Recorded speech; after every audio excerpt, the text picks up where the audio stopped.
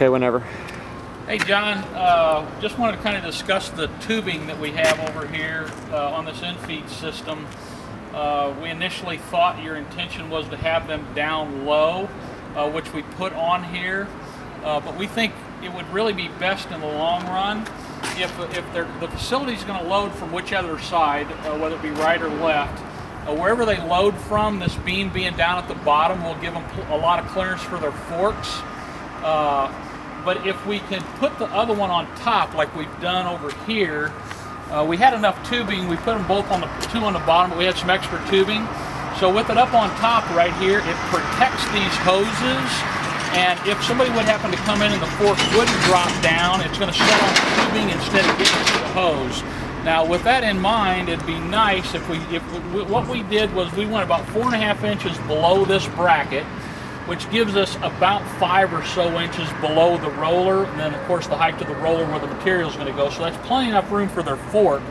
But it would be really beneficial if there was a little piece of angle iron, just as a guide all the way down here that we could set these up onto. I think that would be a benefit. And then when we did that, instead of this hose being exposed down here, which this was kind of after the fault, this being the first one, we could take this return hose from the motors and run it inside that tubing the full length. Now, along with that, for the site facilities, Josh had a great idea, and wherever this is loaded, we've noticed that it's pretty tough to get that unit perfectly centered on the rollers.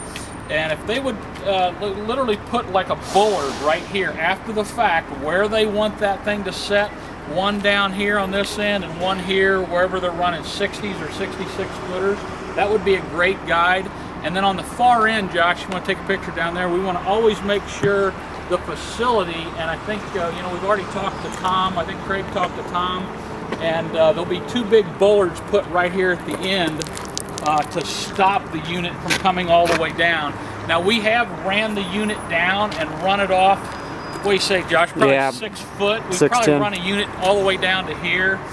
So there's no problem with the overhang there, but I think just definitely as a safety issue, there needs to be some bullards here. And then additionally, if they put something inside that when they load the unit, that unit comes up and bumps to, because I noticed how they were loading it here, when they set it down, the unit was kind of bowed, where if they put it in there and bump it against there, it's going to be perfectly in line to go in and out. I think that'd be a great benefit to this.